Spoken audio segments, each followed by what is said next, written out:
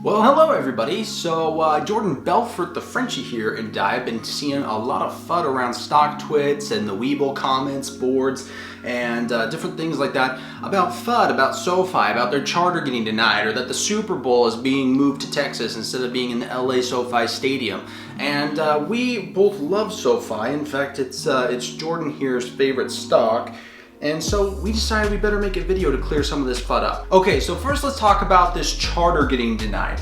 So before we actually jump into the article that started the whole thing on stock twits and got people all nervous, I want to kind of hurry and make sure that everyone is actually up to speed on the timeline of what's gotten done so far on their charter approval. So I'm going to tell you guys everything that has happened up to this point, okay? So back in October of 2020, we got a conditional approval from the OCC for a charter bank, okay? In March of 2021, we entered in the agreement to actually acquire Golden Pacific Bank Corp, a holding company, for $22.3 million. That way we can get the charter through them.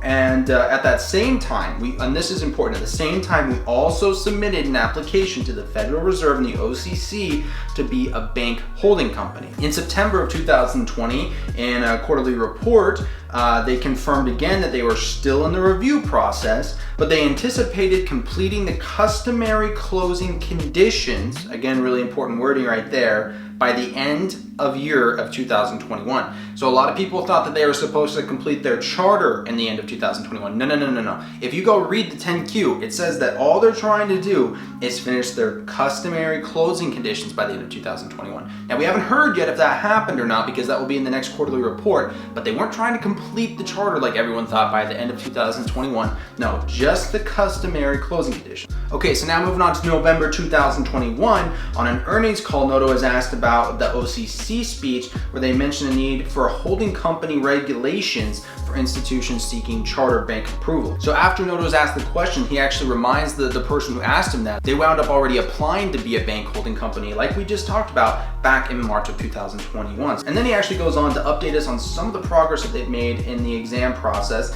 He iterates to us that the timeline is not specific, but they are very encouraged with working with the OCC and everybody like that for this approval. So far, everything that we've actually heard from the company's mouth itself on this charter timeline has been very positive news and reassuring news that we're going to get this charter done. Okay, so now I actually want to jump into the article that got people all worried that the bank charter was going to get denied, all right? So it is drama at top banking regulator puts pressure on bank mergers. Okay, so if we go through this, I've wound up actually highlighting things in this article that are the most important pieces to take away so that we don't have to read the whole article together. But basically what's happening is the FDIC chairman, Helena McWilliams, is abruptly deciding that she's going to be resigning from her role in February, okay? February 4th. And this will be leaving a more democratically ran FDIC board. So why does it matter if the FDIC board is more democratically ran? Well, the Democrats have been kind of pushing for tighter regulation on bank mergers, hence the headline here, putting pressure on bank mergers. So what exactly are they doing though? So that's what they outline right here on this next page. So basically what they're saying is they're expecting near-term pressure on financials, particularly for banks with pending deals that would form a combined entity with assets over $100 billion. Now that is the thing I want you guys to remember. It's super important. This pertains to banks with combined assets of $100 billion.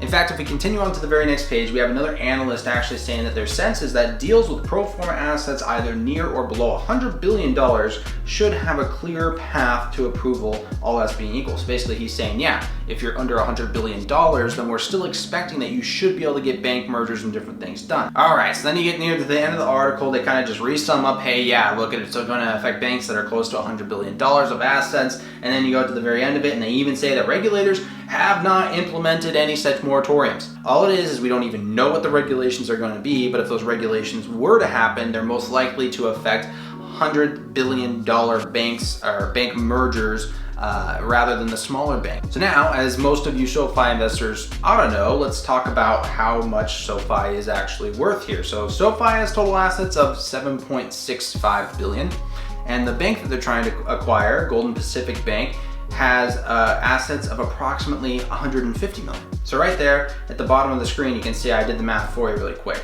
It's about $7.8 billion is all that they are worth actually combined. So as you can see, we are not even a tenth of the amount that they're saying that these regulations are going to affect as far as our asset value goes.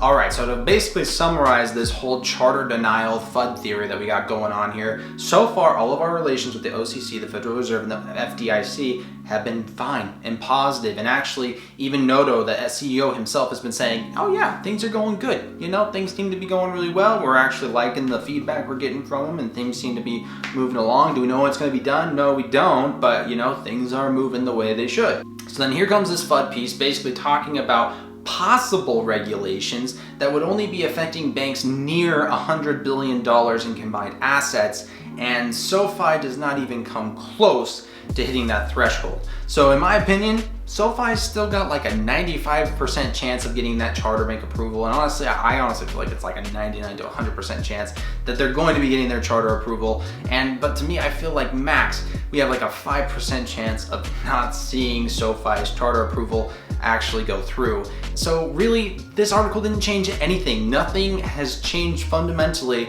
as far as their charter approval goes.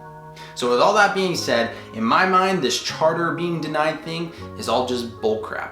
Okay, so now let's talk about the actual Super Bowl here, and people talking about possibly not having the Super Bowl at SoFi Stadium anymore and instead at the AT&T Arena in Texas. So here is the actual headline that we got that started this piece of fun.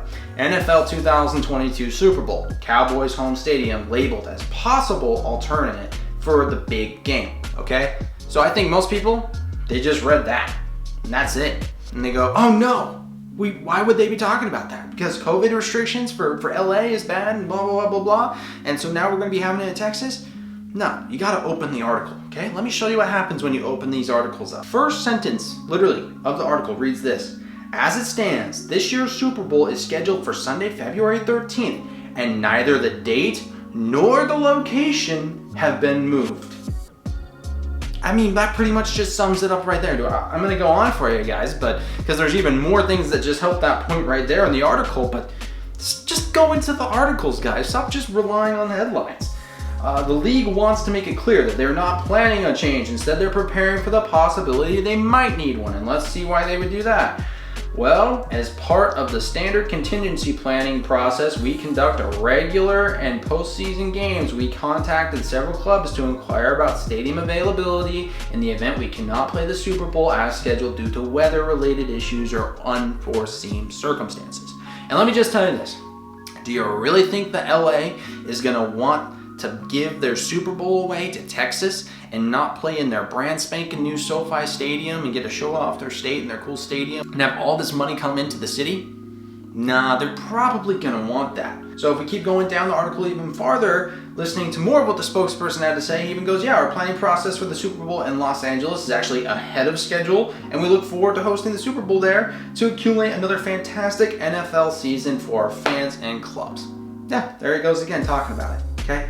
Look, guys, you gotta open these articles, and if you want to know what's true and what's not, you can't just post on StockTwits and hope that somebody's gonna give you an honest answer, because let me tell you, they're not. Most people on StockTwits don't even know what's going on. Most people on Webull don't know what's going on with these stocks because they don't even have the energy to open up an article and read the first sentence. Yeah, it's basically just ridiculous, guys. All right, well, if you guys enjoyed the video, make sure you hit the like button down below and hit the subscribe button down below as well if you want to see more content related to either stocks, crypto, or real estate. I got a lot of exciting content coming up along the way, so make sure that you remember to subscribe and hit the notification bell as well. Also, if you guys are SoFi investors, let me know down below in the comments how you feel about all these FUD pieces going around. Again, everybody, thank you so much for watching, and we'll see you in the next video.